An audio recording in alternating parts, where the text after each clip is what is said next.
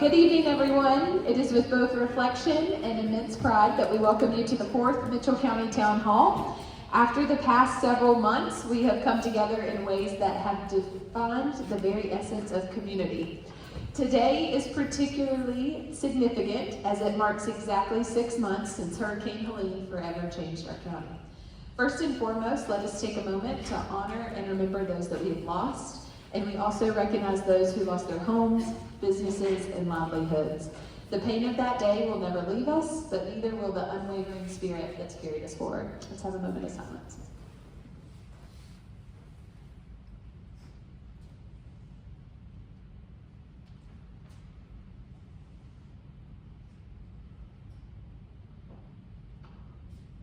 While the road has not been easy, it is worth acknowledging just how far we've come. What was once devastation has become a testament to our resilience, thanks to the people sitting on this stage, and every single person in our county and in this room has contributed in any way. Whether you were a first responder cutting neighbors out of their homes, a volunteer donating time and resources when we had no idea what we were doing, and a business owner providing supplies, or in my case, a grandparent that was watching the little ones so that we could volunteer our time. Every effort has mattered. Every effort has built the foundation of our recovery, and tonight we commend and celebrate that progress. Before we begin, if you do need FEMA or have questions about FEMA or mitigation, they are back in the lobby. We just want to let you know they're there. You can go see them at any time during this, or if you want to wait till the end as well. Before we move forward, I'd like to address a few submitted questions that maybe we have previously covered in the town hall or are kind of out of the scope of what we're here to talk about tonight. So, what were those questions? A couple of them, they just had one question. Oh, great time to say silence your cell phones, please. That's always a good reminder. And you can, of course, step out if you need to take a call. So 2 questions had to deal with Whitson's branch and kind of the status of the road after the underpass, if you're familiar with that area, and the bridge that comes across from O.C. Whitson's store. We talked to Gabe at NCDOT today, and they are doing the best they can with the road as it is still actively being used by CSX. So the status of ever, kind of putting that back together, they've done the best they can at this point. And there are plans to put the bridge back, but there's no timetable. He did, however, want me to share some important information. So if you need to take notes on this, now is an important time to write something down. If I can find her, I'll send it to myself. They have a public meeting, NCDOT, post-Hurricane Helene, permanent infrastructure repair for Yancey and Mitchell County.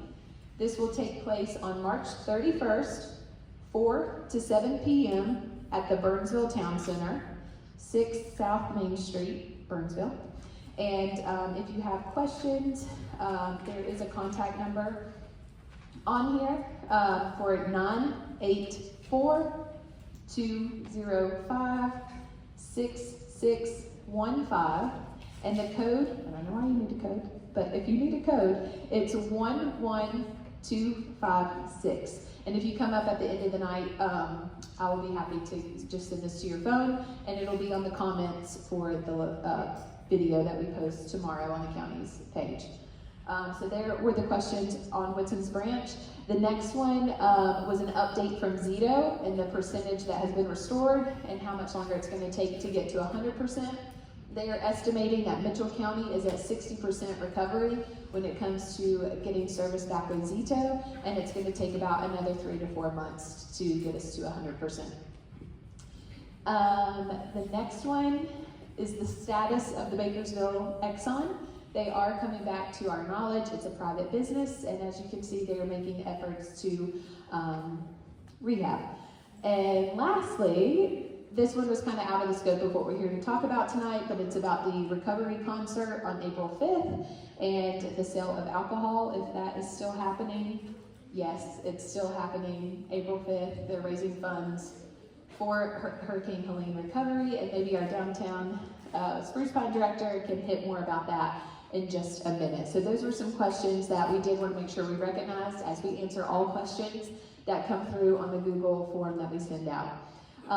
So skipped one. Do we have a vetted list of contractors? The county is not comfortable providing a vetted list of contractors.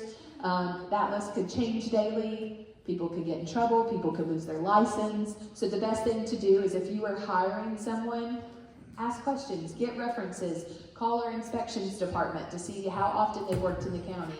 It's never a bad thing to be too careful. So go the extra mile is how we encourage you in working with our local building inspector. Okay, now lastly, to help guide us through tonight's discussion, it's my honor to introduce someone who has played a vital role in our recovery and rebuilding efforts, and that is Mr. Andrew Brewer. So we'll let him give an update when it comes to emergency management for the county.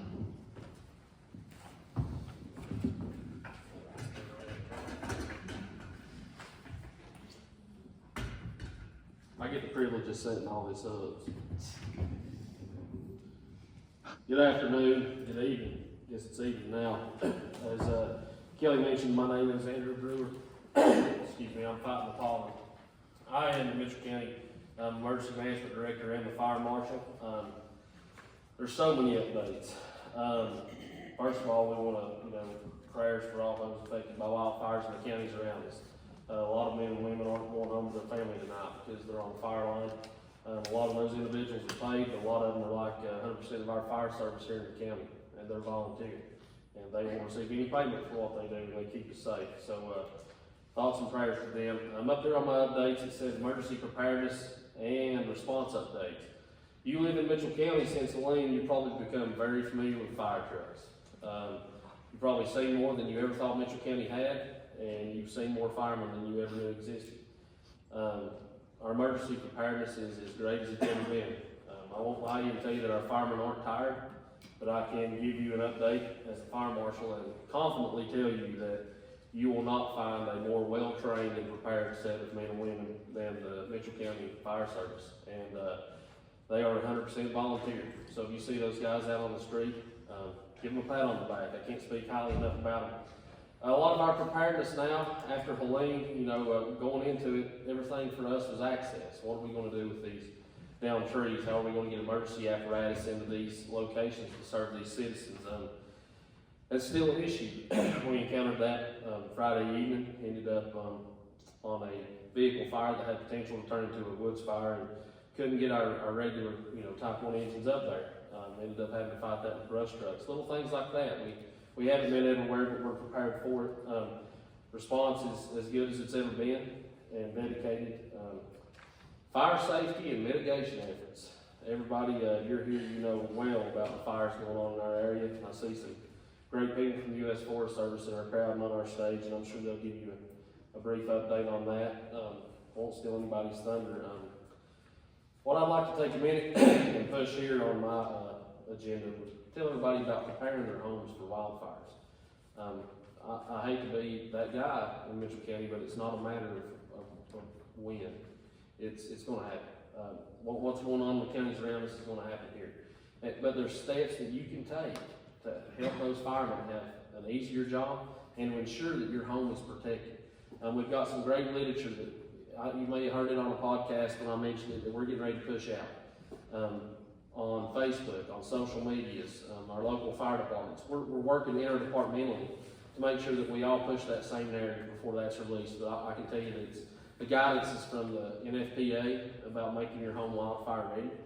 It's very simple. We thought it as deeply as we could, and we're even in correspondence with Ag Extension Office about how your landscaping can be affected. The little things you do in your house. I won't get up here and give you a fire prevention class, but I'll gladly do it if you want to find me.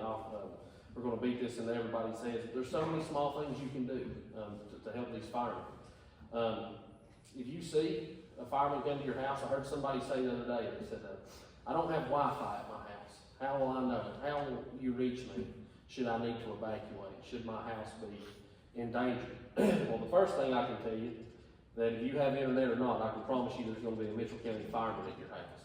And their primary goal is either going to be evacuation or structural protection for your residents. The second thing I can tell you about that is that the county has a program called HyperReach. And it's a mass communication software. When you come in the door, there's a QR code on the back. When you leave, scan that. It takes 5 minutes to set up. You don't get on a mailing list. I promise I don't sell car insurance or warranties. You won't get nothing from me that's not important. And that's the software that myself, 911, and some other people in the county have access to. And that's going to be one of our main communication lines should you ever need to be evacuated or there's a fire in your area that we want to make you aware of. So please take a moment, register for that. It's important. We're going to be on the radio with David. We're going to be on Facebook. We're going to be on 3 or 4 different Facebooks. Your fire department's going to let you know about it. If you don't have Wi-Fi or cell service in your home, you know, you're going to see us. But we're going to push out that narrative for that fire prevention, little things. Has everybody cleaned out their gutters this spring from the fall? Go home and do that. Okay, little things. Think about your landscaping. You want to replace some mulch. Gravel's hard to find around here. Let's use pea gravel. It's the smallest things. We're going to get that narrative out and about. I don't feel like I'm speaking out of terms. Alan's behind me. I don't want to steal any of his thunder. Mitchell County Emergency Management is looking into an app that goes on your phone. It's used by a couple other counties in North Carolina for their emergency management. It's going to be another form of communication. It's in the design stages right now. We're in talks with that company. Just another way. Your information, keeping you informed, is our number one objective. So when something happens, and when it happens, you're going to feel safe and know what's going on. If you see our firemen, they come up to you on a scene, or if you see somebody directing traffic, you know, have more patience with them. We're tired, we're wore out, but they'll always, they may seem a little short-handed when they come to your door at 2:30 in the morning and tell you might want to pack a bag, but they've had a long night. So, I know we have a Q&A, Andrew, I just need anybody with a relevant fire question or emergency response question, I feel free to field one. Our North Carolina Forest Service, you don't see them on the stage. That's because those gentlemen are working throughout the county. They're on standby. I'm not going to stick around all night. Everybody knows the extreme fire danger, but if you have a question, I'd feel free to field one. If not, that's even better. And if you're still trying to think of one, those documents that he was referencing that we're trying to push, we have about 75 copies in the back. So if you see that start running low, just take a picture with your phone. But there's copies in the back of how to prepare your home and other good information things I would have never thought of when it comes to like choosing safe landscaping. But any questions for Mr. Andrew? Wow. All right, guys, thank you. I'm going to switch things up from the agenda that we kind of have. Next up, just since we're kind of sticking on the topic of fire prevention and such, we're going to bring up Jen Barnhart with the U.S. Forest Service. Good evening. My name is Jen Barnhart. I'm the District Ranger on the Appalachian Ranger District of the Pisgah National Forest. And so that consists of about 164,000 acres across 6 counties of the Pisgah National Forest. And Mitchell County, of course, is one of those areas that you have national forests, and one of your jewel areas of the county that y'all love is Roan Mountain. So I'll touch a little bit about that. But our section of the county is up in that northern segment up by the Appalachian Trail and Roan Mountain. But I wanted to give a brief little overview of just some of our public lands recovery work that we've been doing. And then I'll switch over and focus a little bit more in terms of the wildfire strategy and what have we been doing, because I know folks are always curious because y'all, we're your neighbors, we're part of your community, and we want to make sure that you're getting information or have access to us and can ask questions. I do have our Fire Management Officer, David McPhee here, and we also have one of our partners, Jonathan Hartzell from Blue Ridge RC&D, who is here tonight too, so will be available if there's questions. And then, as mentioned already, NC Forest Service is another huge partner for us, and they're not available because, yes, they have so many things going on right now on the state side with fires. So unfortunately they're not here, but all these folks are huge partners when it comes to looking at reducing fuels and how can we move forward with wildfire strategies. But just to hit on that segment related to our public lands recovery, just as many of you, obviously it was unprecedented and very much a shock, so my heart continues to go out to every single one of you and your communities, because we've all been affected so greatly, right? And we still have a long way to go through. But the key thing is that we do have each other, and having all these partnerships and relationships is what's key for us to be able to be collaborative and keep progressing and making things happen. So really fortunate to just be here tonight. But for public lands, obviously a lot of those big things that we started focusing on is infrastructure. So we were in Helene response. We were really focused on private landowners, access, for those folks to be able to get out. Like I said, lots of neighbors amongst us with private lands next to federal lands.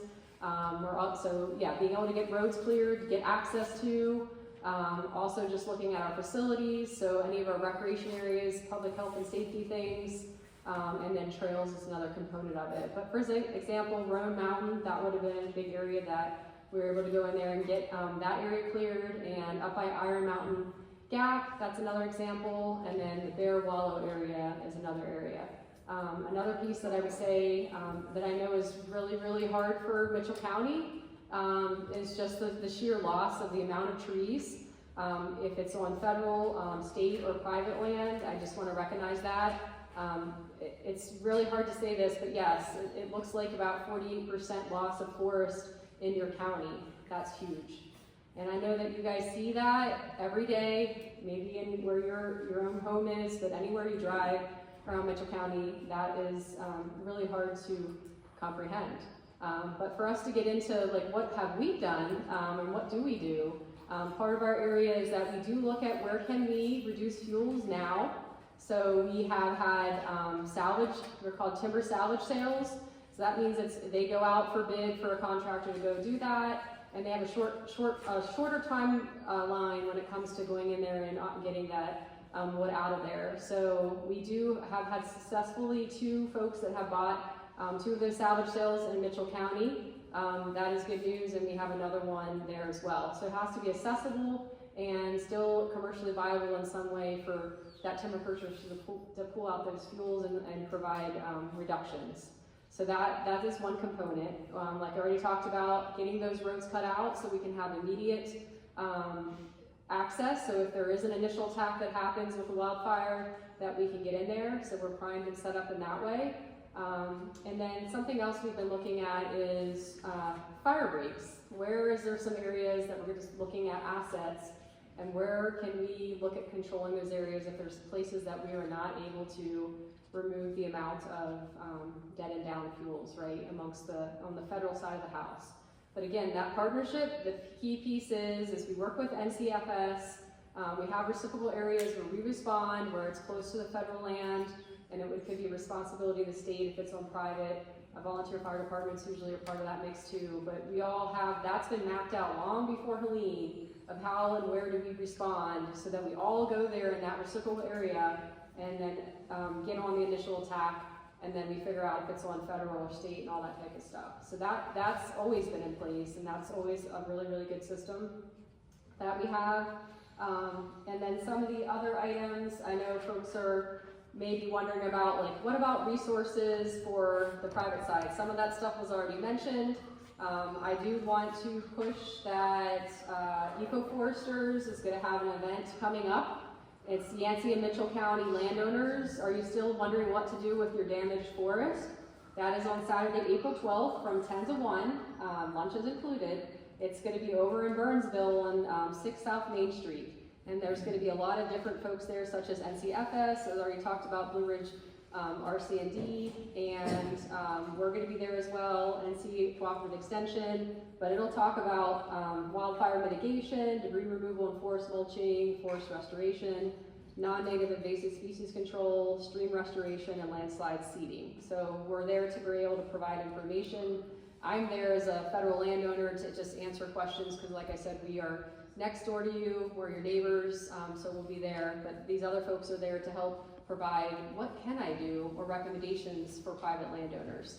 And then one last thing that I did want to mention is that in connection with Jonathan with the Blue Ridge RC&D, they also have the the Southern Blue Ridge Prescribed Burn Association, and so that's a program where they do work with landowners related to prescribed burns on private land. But again, as change conditions have occurred, maybe your private land may not be something where we would want to have a prescribed burn, but regardless, they are folks that can interact and have those expertise when it comes to the private land side of it.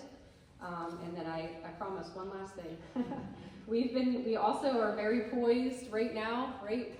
We personally on the Appalachian Ranger District do not have a fire. We had one a couple weeks ago in Haywood County.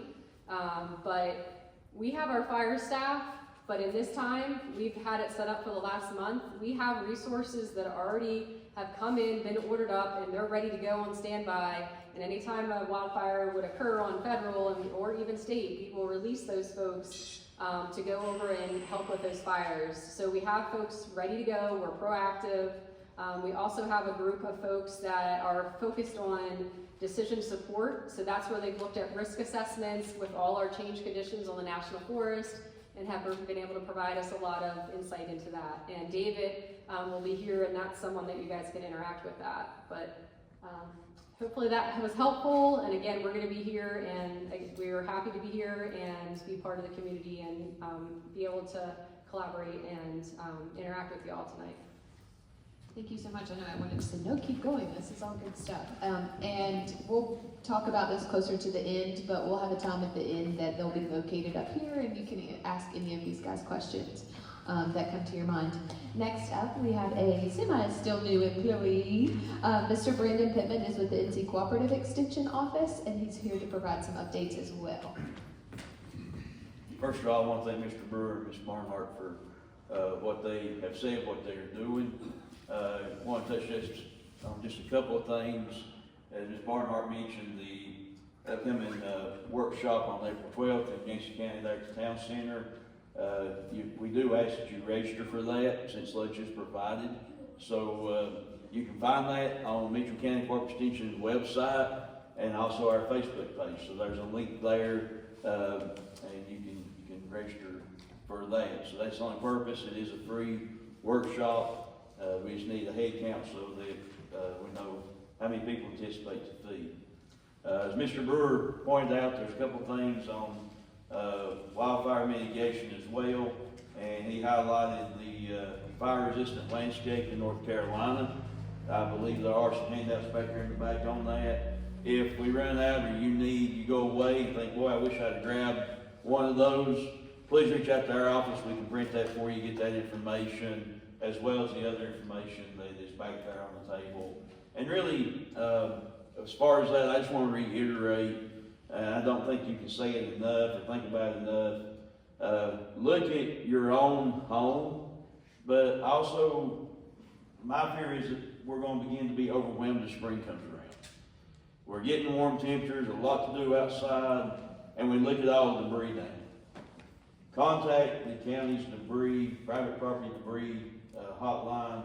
Let them do the heavy lifting of that, and you focus on your home and the immediate landscape. And think about it in the zones that Mr. Brewer pointed out. Start out with the immediate zone of 0 to 5 feet. Are there anything that's connected to the structure? Is windows, garage doors, that type of thing? What's sitting on the carport that could be potentially fuel for a fire? And then move out in that 5 to 30 foot range, that intermediate zone, and then you can step out 30 to 100 feet or beyond. When you get into that, some property owners, you're going to start overlapping with your neighbors, but focus on the small things. Take it by small steps and don't be overwhelmed by that. Also, some good news for our producers.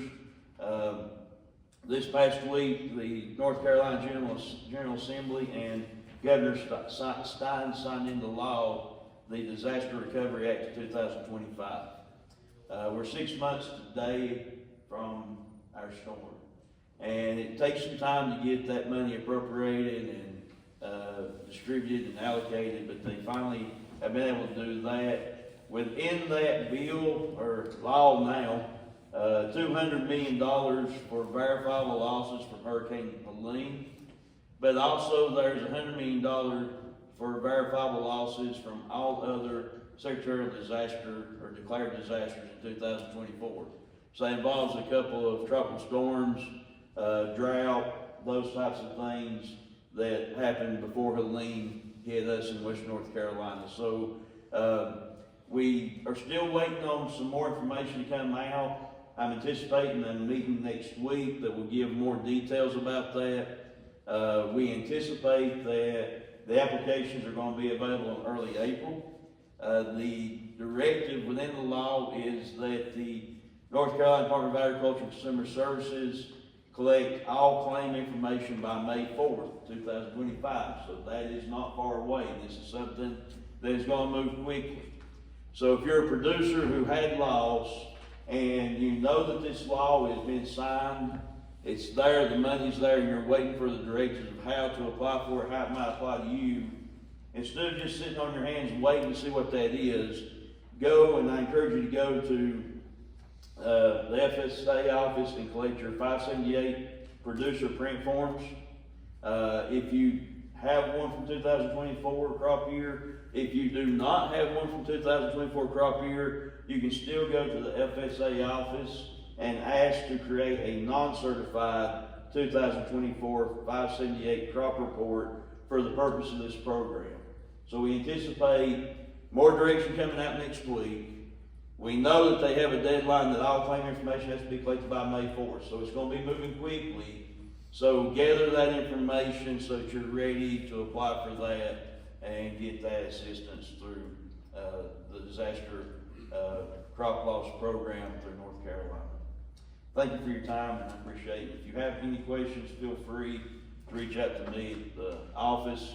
If you don't know, we're right here across from the old courthouse, but you can also find me on our address and email contact information on the website for Mitchell County Court Extension. Thank you. Thanks, Brandon. I also know you probably don't hear anything about my life, but to share with you something that happened last Friday, and it was funny that Andy used it as his example. We were coming home from dinner in Burnsville, and we're going down Estato, and a fire truck passed us.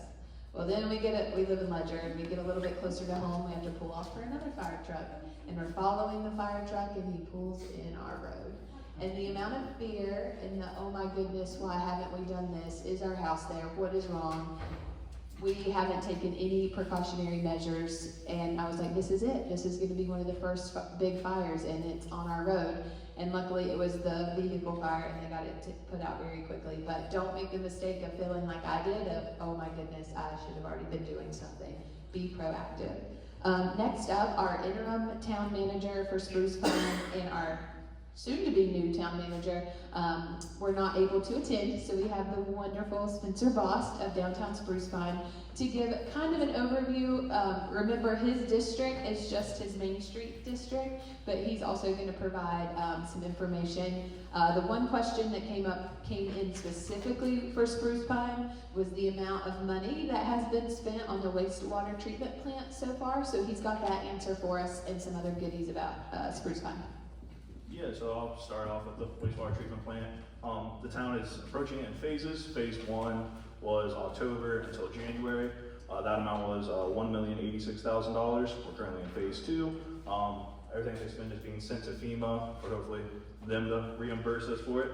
But that is the numbers that I got from the town manager. Speaking more about downtown, we're patching out pretty great stuff going on. As of right now, on Lower Street, there's only 2 available spots to rent. All the rest of the available spots on Lower Street are going to have businesses in them. They are all being repaired right now.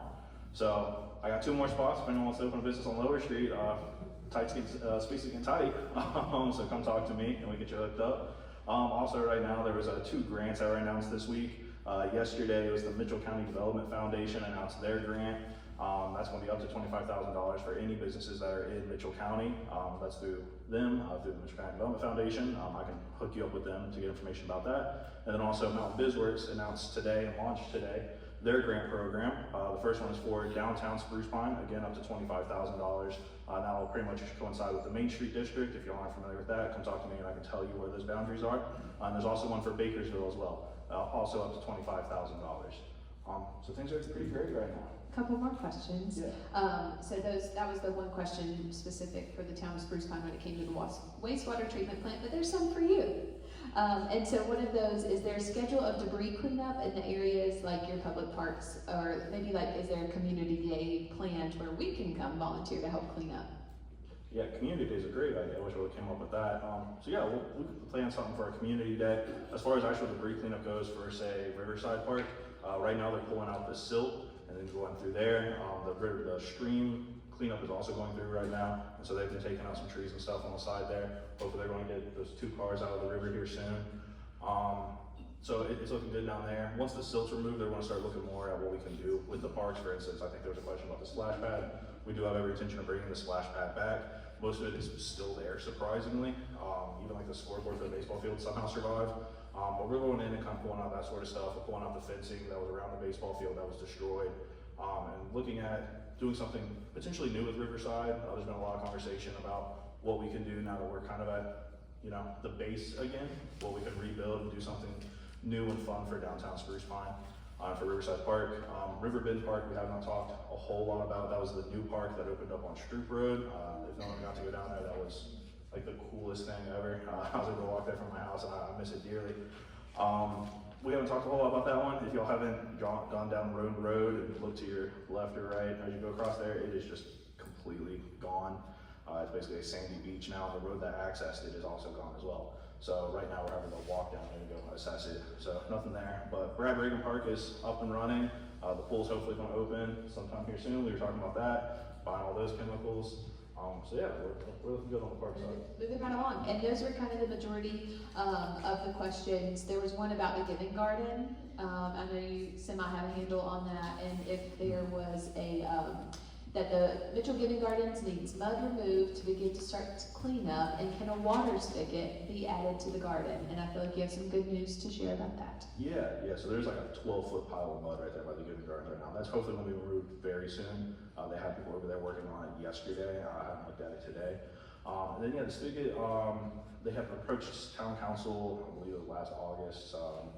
It's anything pre-Helene is kind of a blur now. But they had gotten approval for the spigot, so we just need to go ahead and put it in. Okay. Yeah, we just need to do it. And I can talk to Christine, the executive director of the Giving Gardens, about that. Great. And if, again, Spencer has some crazy, awesome ideas for downtown Spruce Pine, so if you can ever bend his ear, it's exciting to hear. Thanks, Spencer. Thanks, everybody. Next up, we have our head honcho of town council over here. Sorry, he's a good friend. I had to force his arm to do this, but to give just a brief overview of where Bakersville stands, as Spencer tried to stand in for our town manager. So if you want to give a brief update of where we are, what we're doing, any exciting things in our lovely county seat of Bakersville. 4 short things.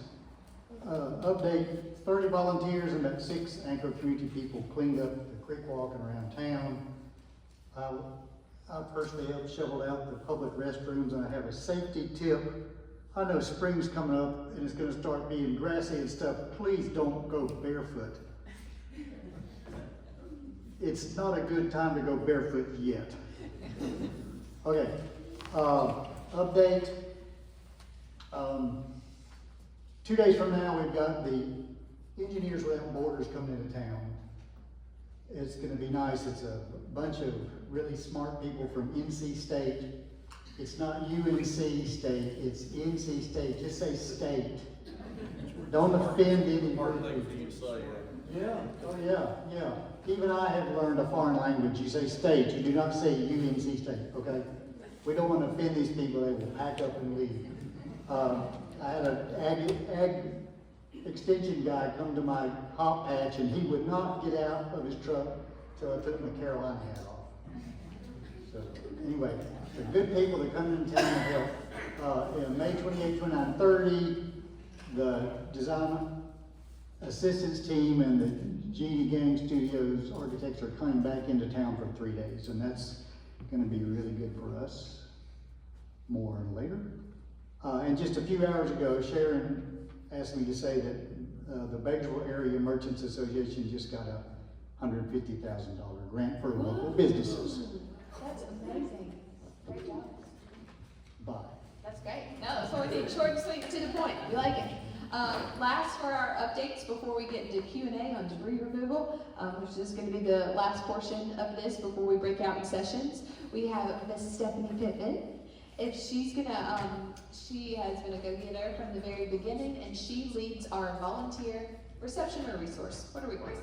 Resource. Volunteer resource. It used to be reception for a hot minute, I think, but volunteer resource center.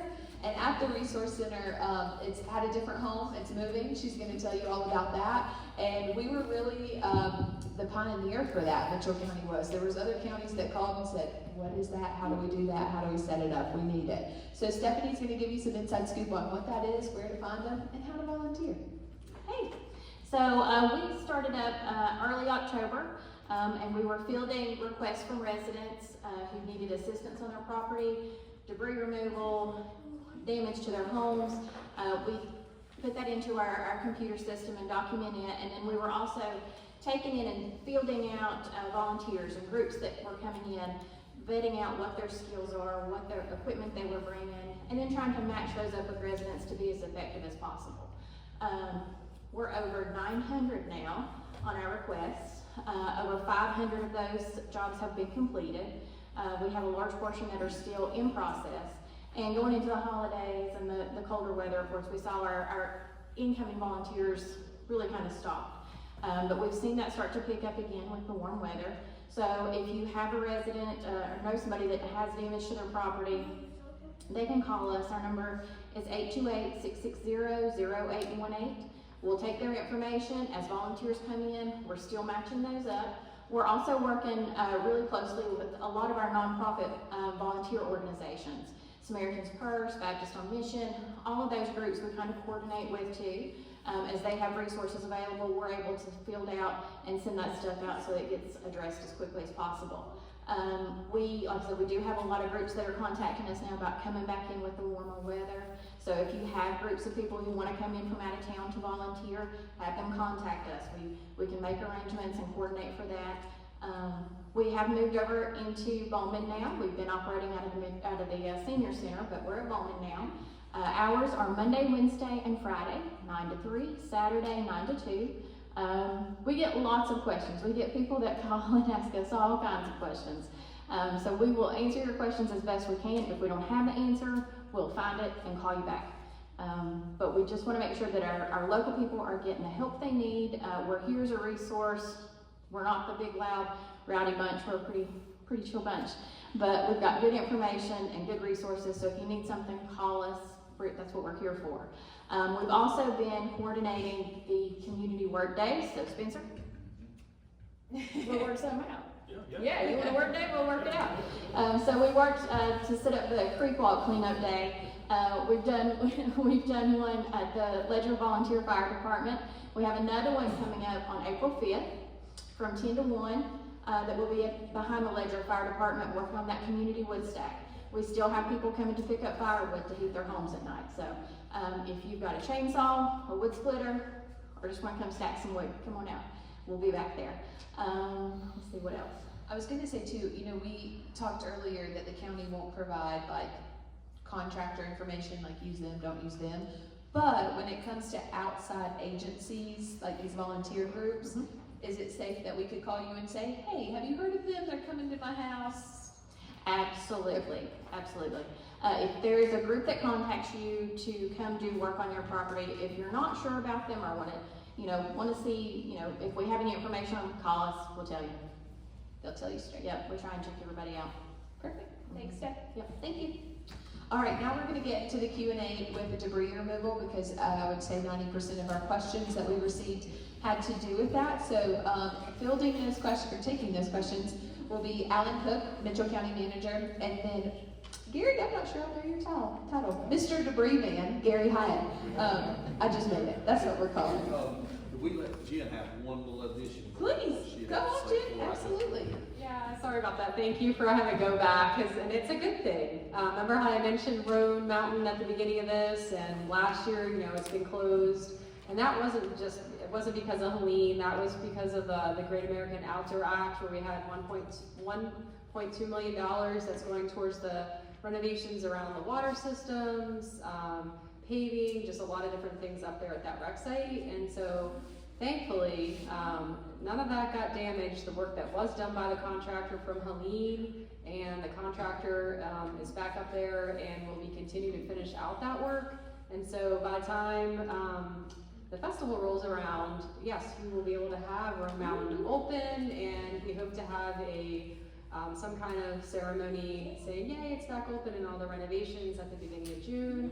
So I did want to mention that, because that's a good thing for us all to look forward to. And then just one slight little fire item, we did put in we call them closure orders, but really it's just a prohibition on any fire up in the Road Mountain area, as well as through part of Round Bald, Jane Bald, grassy bald, because there is a lot higher fire risk with our spruce and fir forest up there, and that can burn green as well. So the only thing allowed up there, we have a lot of Appalachian Trail through hikers coming through, backpackers, is just going to be stoves that can turn on and off, not any fires or anything like that. So just wanted to add that little tidbit. Yes, we are trying to protect that area, and lots of partners are. And I would follow up, a light-hearted, hopefully happy follow-up. I wouldn't be a former rhododendron queen if I didn't ask, how do you foresee that helene affected the bloom this year? Oh, that's a good question. I don't know if I can forecast it, but we went, yeah, I've been to the gardens in the winter time, right? They're still there. So all of them are there. We don't have to worry about that they got all blown out. Like the spruce fir, I'm gonna say when you go up to top of Roan Mountain, when that is open, and there will be a drastic change with the spruce fir trees. Yes, that's where over 100 mile per hour winds were hit from Helene. But those rhododendrons, they're there. So I was really excited to see that. Great. So I hope you have that to look forward to and seeing you all out there that festival weekend. Perfect, thanks, Jen. So I'm just gonna rapid fire some questions that came in, and then either Gary or Alan are gonna pop up and answer those. Just swap back and forth. You might could even probably still mine. So private property Helene debris removal. Exactly what service will the county provide to private property owners? Will they remove down trees? Will they remove all the debris on my property? Or do the property owners have to create debris piles? What's the limit? That was all one question. That's a big question. I think that Gary and me will bounce back and forth. Gary Hyatt has been going out, taking pictures of debris and seeing that it qualifies for private property debris removal and running down complaints. He's been the right-hand man of us. We both are like in the debris world. You know, we know more about debris now than, you know, we ever thought we would this time last year. So we're going to answer all those questions. On private property debris removal, and Gary, you chime in whenever you need to, or yeah, you can go to that one. Basically, what we're doing with private property debris removal, let me preface this with saying, right now in Mitchell County, there are 3 different debris removal programs going simultaneously. You have right-of-way debris removal, which is where these big trucks with the claws and the Cinnabogans and the articulating arms are grabbing trees, basically about 20 to 25 feet off the edge of the road. That's right-of-way debris removal. We changed contractors on right-of-way debris removal about a month ago. We got Crowder Gulf in, and they moved some very big equipment in here, and they're really doing a really nice job. We feel good about our right-of-way. Basically, anything that a landowner brings to the right-of-way, and a lot of times that's the property that you as the landowner own, you bring it down to the edge of the road on the right-of-way. If it's trees that's maybe felled, you stack them up, that right-of-way debris removal is going to come by and pick those up. So that's right-of-way debris removal. A lot of trees fell. Take the Iron Mountain, for example. That place looks like a tornado did circles, and all that debris is getting cleaned up right now this week and probably next week. That's right-of-way debris removal. They're going to clean that up. That's going to serve as a fire break as well. If you see they're going up those banks, they're cutting, they're scraping, they're moving that all off. So there's you're getting a clean slate on this debris removal, but it's also spots where we can have stop lines for fires and try to mitigate. So you got right-of-way debris removal. Then you've got right now, if you go down to the rivers and you see these amphibious vehicles riding up and down the streams and the rivers with a bunch of debris in the back and claws, and they're grabbing debris out of that river. That's flood mitigation. There's a lot of debris that can clog up the infrastructure, and it creates, if that debris isn't taken care of, it's going to create problems in the next storm. So currently we have the Corps of Engineers who is here right now, and they're overseeing debris removal in Mitchell County streams. And we've been very thankful they're in the area, and they're doing a great job. I've been looking at where they, up on the head of Stagger Week, they just finished that out, and they've done a really good clean out of that. It doesn't look like any debris is going to wash down through that area I saw this morning. So they're doing a good job. I have Adrian with Ashbrit's been working in there on that. And, you know, I got Jim Fry with Crowder Gulf here, and all these gentlemen will be over here by this debris area at the end of this for the breakout session. And I kept my core engineer feller here, just in case somebody had a pop-up question, I had them nearby. But on the waterway debris removal, the Corps is telling me that they're hoping to have that done by June 1st. So they're gonna be working hard out here to get these streams, but they're hoping to have that county done by June 1st. We'll, you know, if they get that, that's gonna be awesome, but, you know, we also think, hey, you need a little more time, we understand that as well. Then we're doing private property debris removal, and I'm gonna let Gary talk a little bit about that if you'd like to, Gary. I think you set this one up for Charlie. It's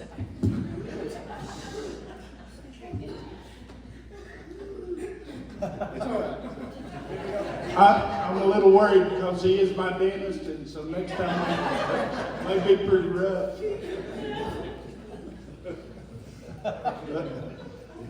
Basically, I'm going around and identifying the private property debris. And what that involves is I go to whoever's signed up on the hotline. They have to sign up and they have to sign a right of entry. That right of entry allows us and companies that are going to do this to come on the property. And I go fill out a little short survey. The location of the debris, I put in the GPS and so that the contractors can get to it when they come in to do it. We have a ticket number on each one of them, and that's how we identify them. I look and see if there's road access to pick up this debris.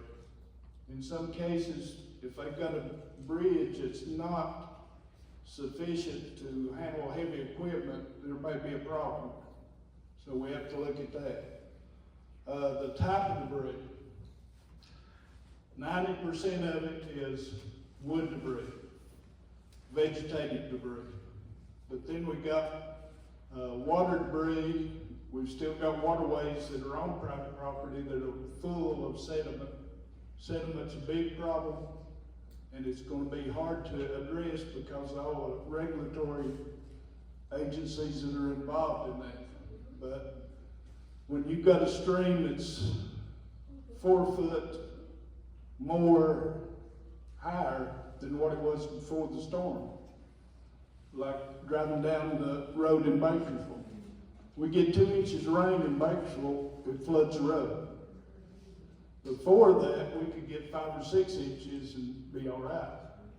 So we're going to have to do something on the sediment debris. I look at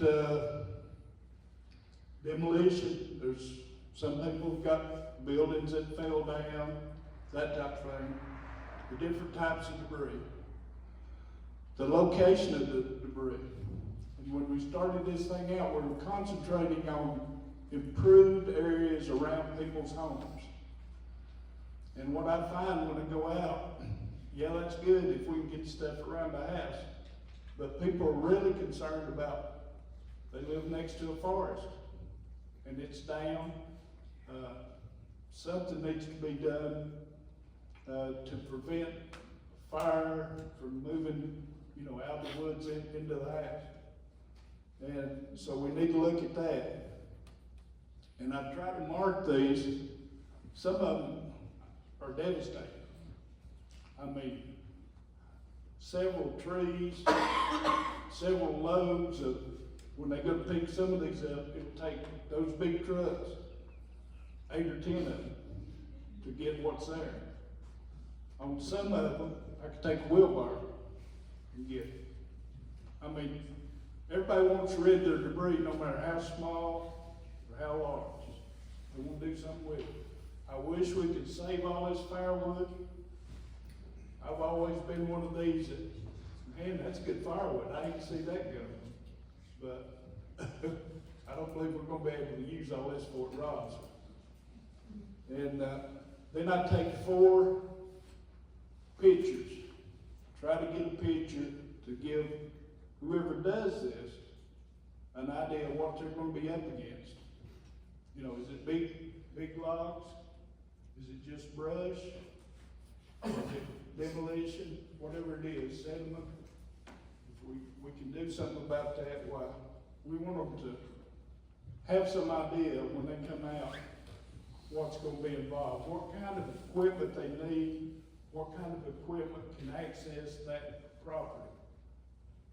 And I've been telling, when I go see people, I ask them what kind of septic system they got.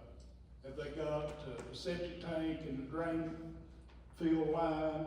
Have they got a well? Are they on city water, city sewer? That type of thing. So if they've got a septic tank, they need to mark it. Because we don't want somebody with heavy equipment falling through in one of those septic tanks.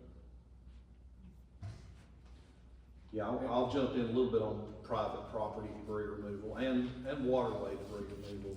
Something we need from you all right now is anybody that's on the edge of streams that's got debris and they want to get some debris moved, you can contact the county and do a right of entry form. So a right of entry form allows these this equipment to go in through your property and get in there and clean that debris. That also allows, if the floodplain has flooded debris up onto your land, it allows them to get that washed debris that's washed into your land out of your yard. So on the live stream, if you're here and you have property along a creek that provides that creek access or is along that creek, that is something that I would encourage you to reach out for doing some right of entry forms. And I'm going to give you a phone number to call real quick right here. And it's the Helene helpline. I know some people might have it memorized. And while he's getting the phone number, I do have the email memorized. And the number he's providing, you can call or text, which is helpful for me because I prefer to text. The email is restore, all one word, at mitchellcountync.gov if you prefer email. And the phone number is 828-537-1441. And like I said, that's to get you on waterway right of entry can be done for you and private property debris removal. So a reason on private property debris removal that you want it is that's a fire load near your house. You got a brush pile near your house.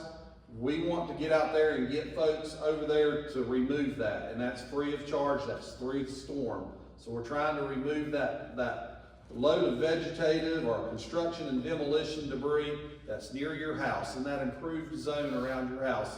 And that does serve to, well, number one, get you recovered, but number two, it mitigates some of that fire risk near your house. And as Gary said, we're always asking questions about what we can expand in these programs in order to get you as citizens more protection in these storms. I think I saw Chris's hand go up. Just a couple quick questions on the scope of these projects, and it helps maybe answer some questions from other people. How little a stream are they gonna clean up, or how far up the waters do they go?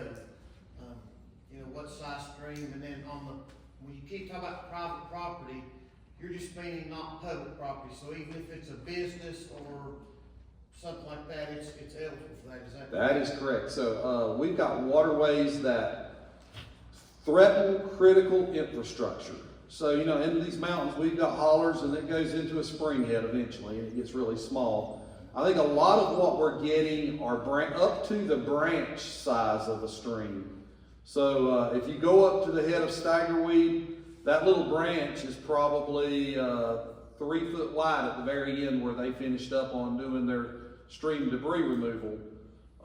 During Helene, that little branch was 6 foot deep and probably 25 foot wide rushing down through there. And there was debris in those trees. And Gary, early on, and some of our emergency management team went out there and marked the debris for GPS coordinates in a lot of these areas. Now, are they going to get it all? Some of these areas do not have access for the equipment. It can be bedrock, boulders, cliffs, everything.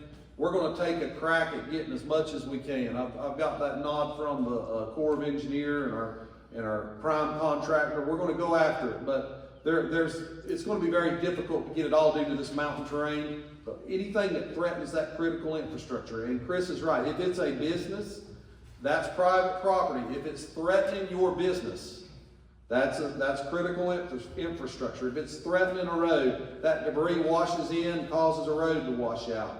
power, all those things. We have marked those around the county. You're gonna see the Corps, they're going in the stream, and it's not just the points we mark. They're going after, if they see a debris pile and it's 25 feet upstream from where I marked one, they're getting that. You know, they're gonna work to get this critical infrastructure protected. So, yeah, we are appreciative of the work they're doing on there. Did I get all your questions? Well, and I think to be safe, like if you're like, I'm not sure, then call the number, email them, and just tell them where you're at, what it looks like, send them a picture, and they can let you down easy or say, yep, we've got that. So just call them, and they'll vet the question and the property to see if it fits in the scope of work. Let me say one thing. This started out and it moved sort of slow when it first started, signing people up. Now it's up 300-400, something like that. And we might have 150 of them done, the initial survey. So So how are you signing up? Do you just call the number? call that number. And if you don't get anyone and you send an email and you still don't have a response? You should get a response from the hotline. You can come see them in person. You come by the county office between 8:30 and 4:30, or 8 and 4:30 or so. And we have them in the office, and I'm probably eventually moving them to Bowman, so we'll have them on there. They're about 100. They're about 100 call backlog right now. I got 2 folks working there, but you will eventually get them, and it does register for callback in their system. There's a couple answering the phones, and it's hard to get through sometimes in busy times. And there's 2 of us, which I just got some help. I've been doing it until we got some help this past week. 2 of us go out, and I send him to one area in Spruce Pine, and maybe I go to Beulah and try to group them up, you know, so I can get as many as I can right there. If I start running in order, I'd be running from one end of the county to the other. But, yes. On the email, there was a problem initially, if you had the word private in the email, it Oh, would kick yeah. it out, it didn't go through, and that made what happened. Yeah, depending on when you emailed, the county servers block certain words as either like spam or bad things, and private was one of those words, and that word is used quite often now. So that has been unblocked. But again, if you've had troubles, just come to 26 Crimson Laurel Circle, and they're there, and they're great. They're wonderful people. Maybe we're up for another question. Oh. Got one other question. Any word on communication lines that are down in streams? Specifically Frontier is a situation I'm aware of. We have reached out to Frontier on several occasions. Our communications folks have been trying to get with them. They say they are going after and getting the communication lines. They just will not give us a schedule. They said they're working in the Helene path in various counties, and they're taking work orders as they get them, and they're not giving us any kind of direction on when they're going to be here. And I just ask it because I know that also ties into your debris removal from those streams. It may create some challenges. And while we're on that, there was one question, as you know, if French Broad or Zito or Duke Energy or someone comes and they're cutting trees and they leave them and don't come back, does that fall in the scope of what our debris removal folks will pick up? Or is that out of the scope and they're just gonna be left there? That's another question. That's a good one. Right now, French Broad's been cleaning their lines, and a lot of times that falls along highways, as power lines do. And, you know, if it's along the right-of-way, I know our right-of-way debris folks have been gracious enough to grab some of that debris. If it falls within private, unimproved land in the past, and I'm not going to speak on behalf of French Broad because I don't know their policies with that, but just relating from personal experience, on the unimproved land, they leave it. If it's in your yard or something, they'll remove it, chip it, get rid of it. So, for example, you might have a power line cut through, running through your back 40, and they're cutting the edges off. Often they leave those down on the ground. If they're in your yard and they get a tree that looks like it's a potential line buster, you know, they'll get rid of that tree for you. So that depends on the situation. And I will say with French Broad, that's their policy. That's just my personal relation that I've seen on ours a couple of years ago. But so anyways, I'm not sure. You might know something. I just have a question related to that since it's come up. As we're all looking at our properties now and after the damage, there are a lot of additional trees that need to be removed that we're gonna have to remove from different landowners. And some of them now are endangering power lines, stuff like that. Previously, the power companies the last few years have been, they won't give you any help in getting that down. As we heard, is that still, are they willing maybe to help a little bit more now, or are you just kind of still stuck with dealing with it? I'll jump on that in there a little bit too. If you hear something, Gary, you can chime in. But with private property debris removal, if there is a tree that's a leaner threatening your improved property, it could be your house, of course, maybe your deck, an outbuilding. That's a part of private property debris removal that's approved, is the cutting of leaners or hangers that put your improved property in danger. Now, if it's something near your power line cut through or something, there's a right of way involved with them, that might be a little different. But around your house, that endangers yours, you know, improved property, that private property debris removal will jump in there on that. And I do got a private property debris removal Corps background over here, if each of y'all wants to chime in too, doing it in other counties. And I got a FEMA guy down here that knows a lot about what they approve on private property debris removal. That I would be very welcome if they see that I'm miscommunicating anything. But that private property debris removal, it's got a lot of benefits for you. I encourage you to sign up. You know, you're gonna, if you look at it and say, well, this is a free service, I'm trying to get cleaned up after the storm, I've got debris or I've got construction and demolition in my yard, this is something that I would advise you sign up. And yes, if the line is busy, and it has been since waterway debris started, we've kind of gotten bogged up, keep calling, shoot the email, get it there, and I'm going to go back tomorrow and tell our folks, hey, we might need to expand our help on our lines, and just double check down on making sure we get more responsive on that. So I will check on that. And we're talking about this program, but it's still out for bid, right? Oh yeah, so we're on our private property debris removal. The county wanted to do bidding on that, so we went and solicited bids through an RFP, and that way we can kind of take a look at what the contracts look like, what features are being done, and have a little bit more of local control over that process. It's not saying that what we could find out there on state contract is, you know, could be great, might even be that we use the state contract or someone that's the same as the state contract, but on private property debris removal, we're doing that contract out there to kind of look at our options and have more control as a county as to what we do. I would leave this out, but it's kind of heavy. We've answered a bunch of questions, so I think looking through this and seeing what we've answered, we only have about 3 left. One specifically was kind of when all is the debris removal going to be complete?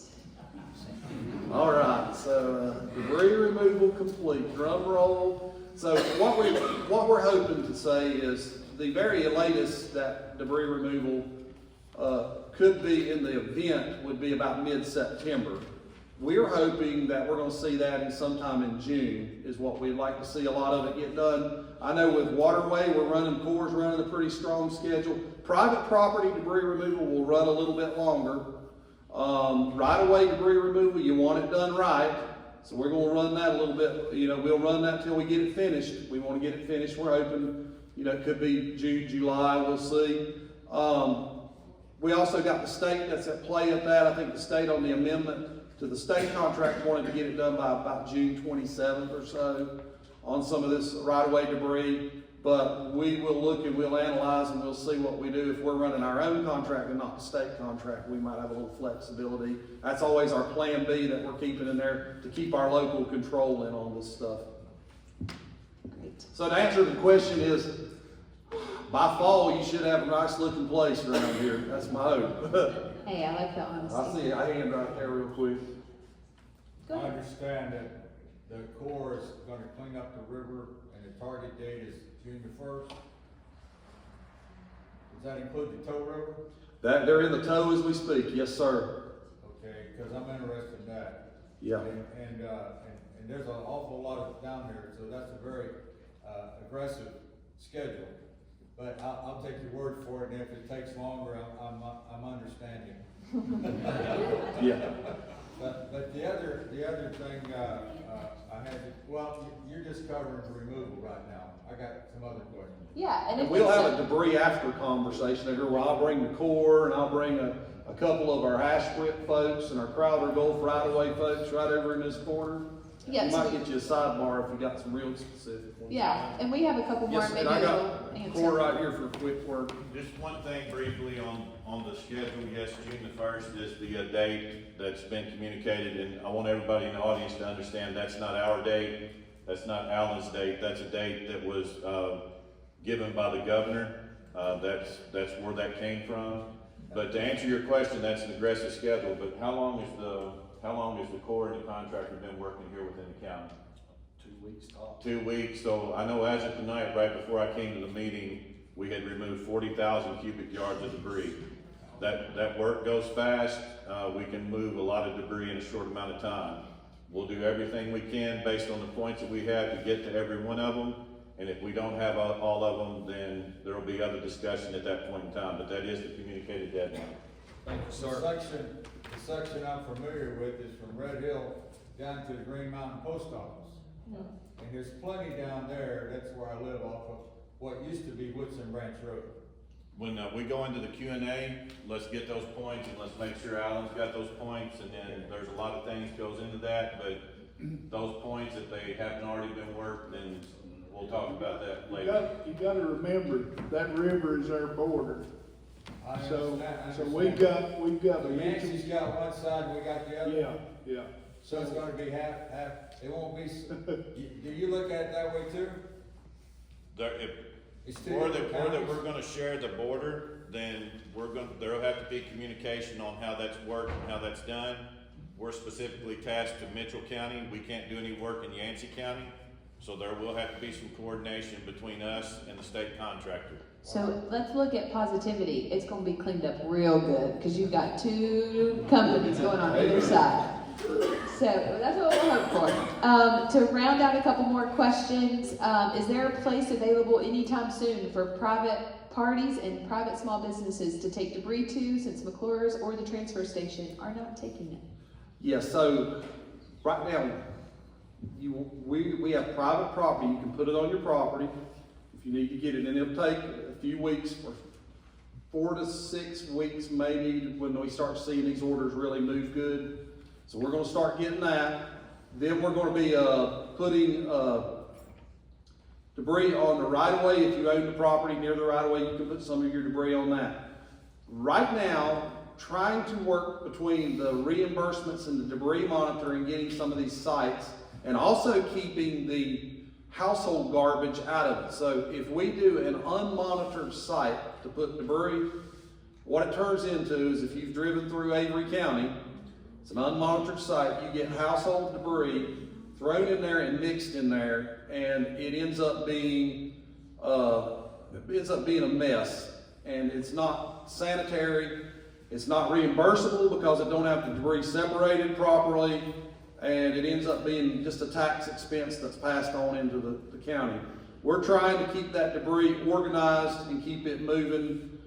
And right now, down the road, if we can get a site that we can monitor the folks in there, then, and it's approved by DEQ, and it's got all the right marks to it, we're gonna entertain that. But we're gonna try to run this private property debris and this right-of-way debris right now. A little bit later in the summer, if we see that's still a need and folks are still doing cleanup, we're gonna entertain that, but there are some check boxes that we gotta meet on there before we can get that. So I'm gonna tell you to hold out on that answer to that question a little bit longer. We don't have anything at the moment on there to bring your vegetated debris. Like I said, I need several other things that I gotta get in place on there, and we're not quite ready for that yet. And there were questions about like the status of waterway debris removal. I think we've covered those.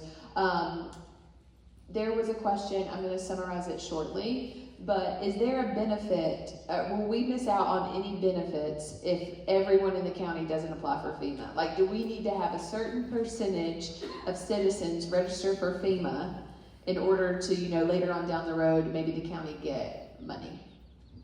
All right, so I was gonna bring you up the number of citizens in Mitchell County that have registered for individual assistance with FEMA.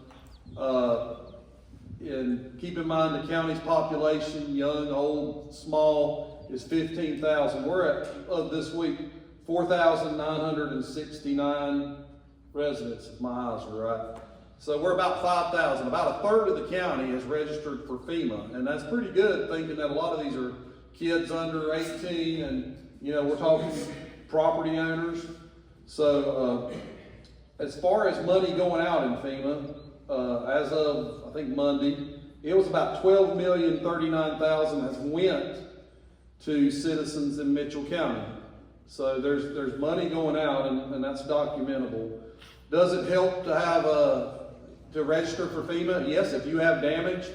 Don't think that, somebody else needs it more than I do. Register, because a lot of times that's used for assessments of damage. It's used by other agencies to get an idea. Those data points, though they're not the detailed data, but the general data points on that are built into the county as demographics that help us look at the amount of damage that our county took. So, running and rolling out that non-specific, non-individual information, but that information that FEMA can give us is very valuable to look at, grant opportunities, FEMA's measured damage assessments, things such as that. It is a good thing to do if you've got damage, register. If you don't have damage, don't just register to put a number on the map, but that's what I would say to that. I think I'm going to wrap at this question unless someone has a follow-up. Actually, there's a wild card question we're going to throw at the end. But if my home was majorly destroyed by water that was already, keyword, already in a floodplain, what are my options? That is a good question. That's one I've been talking to several folks about. And it goes into the mitigation discussion.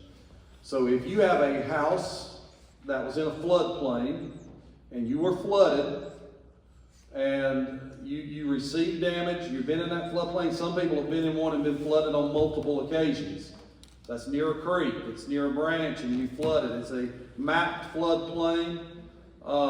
You might qualify for a mitigation via acquisition. There's several types of mitigation, but one of the most common around here is some people are taking the option to say, I'm tired of getting flooded out. I want to go into the process of mitigation, and in this process, an application is made, and the state helps in that process. That application is looked at by FEMA and submitted to FEMA for approval after certain measures are met. And there is the potential that if your house, what its value was, or your business even, before the storm, that appraised value, once that's gone, that number's figured on and agreed upon, you could get that money. So for example, your house was appraised at $200,000 for a bank loan, and a week later Helene hits. So that's a pretty current appraisal. That's going to be a good one to put in your mitigation to say what the worth of that house is. And then you got the land value. So let's say that you want to mitigate.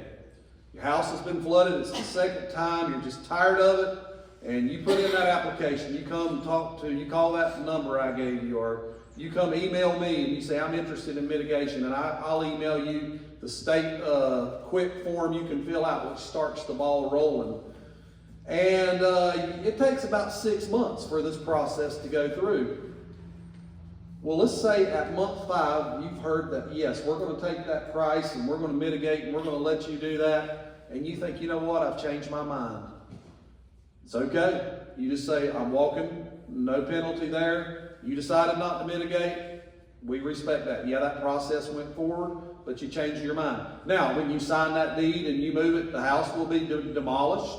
It'll be converted to green space or parks. It'll have very limited use, but it's basically a public space. So the question on there is, you know, well, the county wants to see mitigation. No, we're losing tax base. We don't want to see tax base go, but we do want to see the citizens, some of that's their only way out from the debt load they're on. They can mitigate that house. They can sell it to the government. The government gets it. It don't go in the tax base anymore. It's used as green space. It might be a park or something. It may be just land that's by a creek and, you know, unimproved land. But it helps someone get out of their mess. It helps someone get solvent. It helps someone pay their debt load off. It's something to explore. It's one of those options as a citizen, if you're in a floodplain, to take a look at. Now, there are other mitigation things. I talked about acquisition. That's where where the government acquires the property. But then you have elevation. You know, they might raise that property. There's a lot to that. There's one more on that. One of my FEMA people helped me. You got elevation. Relocation. There you go. And they might relocate you out of the floodplain. So the common one I've been talking more about, which you can tell I know more about, is the acquisition side of it that I see several of our citizens, and probably about 8 or so in the county, that's opted to go mitigation. And most of those have been flooded on a couple occasions. And a business also qualifies for mitigation. So, and that's how Bakersville got the creek walk, correct? Yeah, yes, you know, the So there's an 1998 example. flood, the creek walk came to be because there was a trailer park down through Bakersville, and all that got flooded and washed away, and that land being in the floodplain was all mitigated, and, you know, it gave those folks a new home and better options. They don't have to worry about it when it rains, that getting washed away. So that acquisition is an option that a lot of folks would like to explore, I'm sure, if they're in a floodplain and been flooded. So just before we hit this last question, the wild card question that they don't know that's coming, they're going to break around the room. You can just find them around the room. Some are labeled. Everybody else is just going to be standing. You can come find them, ask them questions, anything you want. If they get bugged down, you can come ask me. I'll write your question down if I don't know the answer, as I'll see these guys in the morning. Yes, sir. I have one more question if you're gonna chop it off right here. Mm-hmm. Yes, sir. I had a letter in the mail, and I can't remember exactly where it came from, but they were talking about permanent restoration of infrastructure for a road. Actually, Woodson Branch Road. And they were gonna come around and do some kind of borings and they wanted some kind of temporary easement to do some work and stuff to explore how to replace the road with permanent infrastructure. Mm-hmm. And I don't know what that's all about. Could you elaborate on that? You know, that sounds like a DOT project down there. They've been doing a lot of that around the county where they're pitting in the banks, they're strengthening up it, but I'll have to talk to DOT. I'll after this, come over and leave me some contact Yeah, we would want to verify it's from NCDOT, because we talked to them, and when we gave the update on Woodson's branch, their plans, we would want to verify. Can I make one more comment, and Sure, then sir. I'll be quiet? Was Frontier invited to be here today? No, they were previously, and we've never gotten a response. Because I've been out of I got displaced on the Tow River, and I was in Georgia for 4 months. And I finally got back on 1st of February. And I haven't had service from Frontier, a landline. I have a landline and a cell phone. And as you know, cell phones don't work too good right after storms. And even when they restore them, they're not geared for the traffic that comes through them. I'm an old telephone guy. And I don't know what's going on with Frontier, but it's almost like harassment. I've spent 10 to 12 hours with them on the phone to stop billing me. Unfortunately, we wish we could provide you a good update, but considering the lack of communication and guidance they've given to our 911 center, it's really beyond frustrating. And I wish we could tell you that, since we're the government and we called, they helped. No, it's been quite the opposite. My one question I wanted to explore was, I'm sure they sent a lot of help in, right after the storm, and they probably couldn't do anything, so they all went home from other telephone companies. That's the way it works. Oh, well, And so, but is there any monies available for Frontier? I know it's not a profitable enterprise, but we need it for cell phone towers. we might have to sidebar on that one to get more I'll information. talk to you. Yeah, we'll sidebar on that one. So the last wild card question, yes, sir. A lot of good times in, I'd like to address, county managers, man. Is anybody from the county commissioners here tonight? Yes, We got- in the back. And then Del Blevins just We had left. two, yeah. There were two here.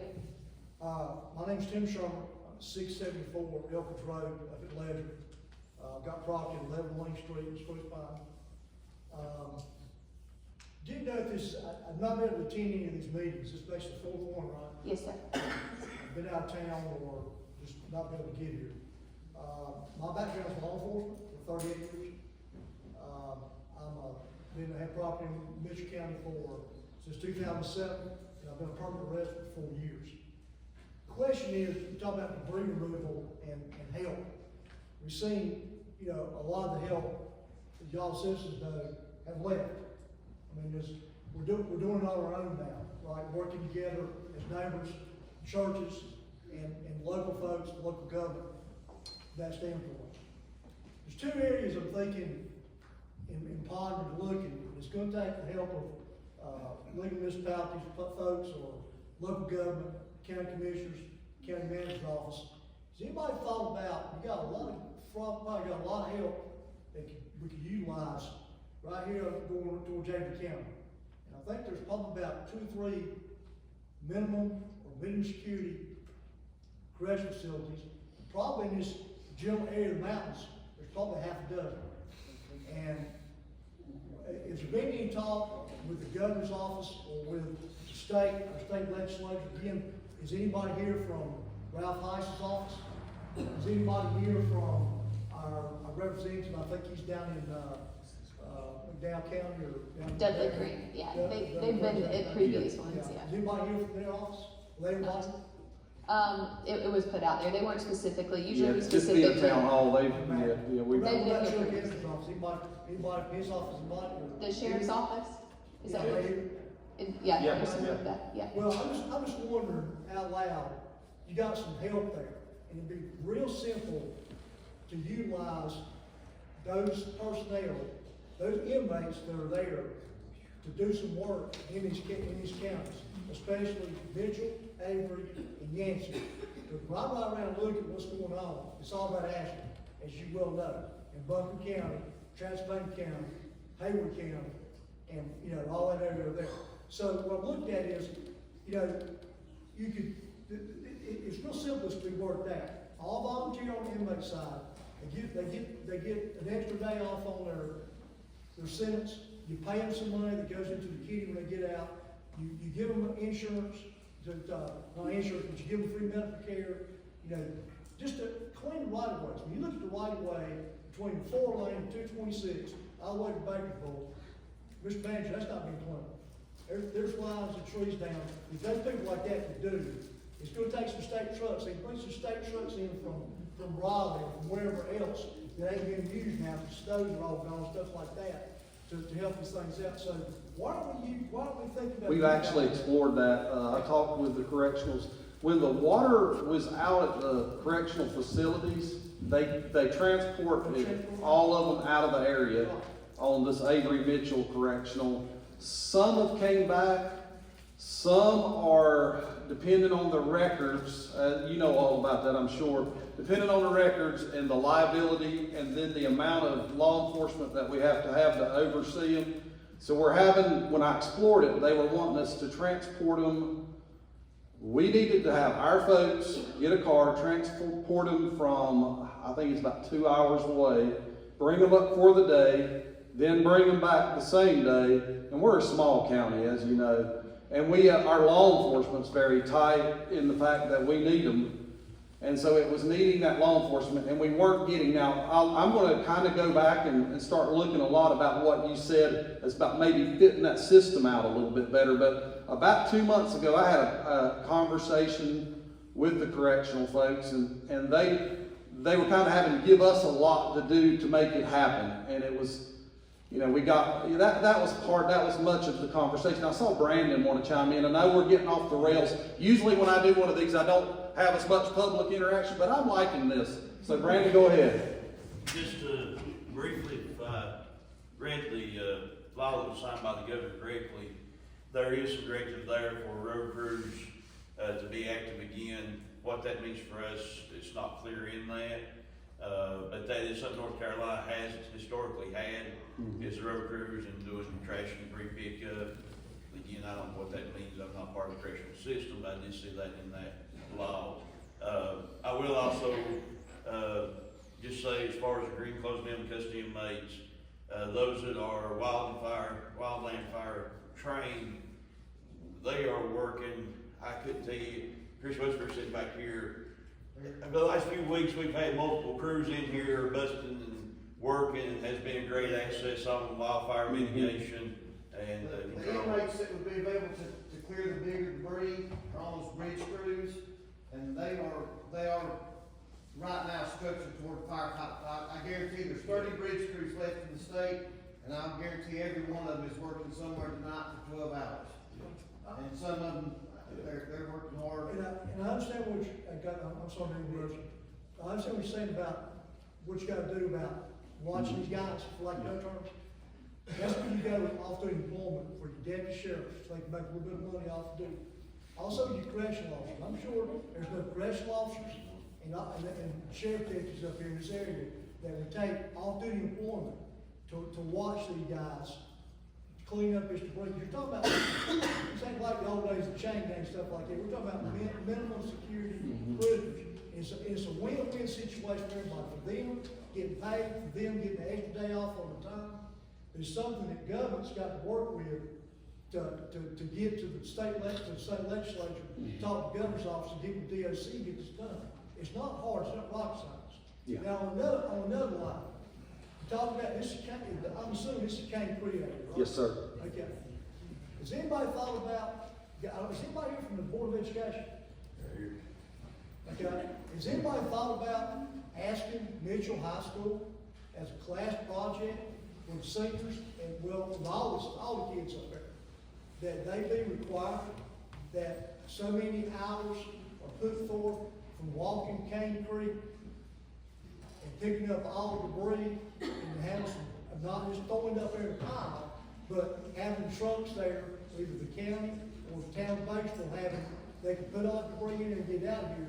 If nothing else, it's from the town limits to the town limits down below the Batesville Fire Department and clean out, both sides. I mean, put our young people to work. They need to, yeah. And I think it's a great idea.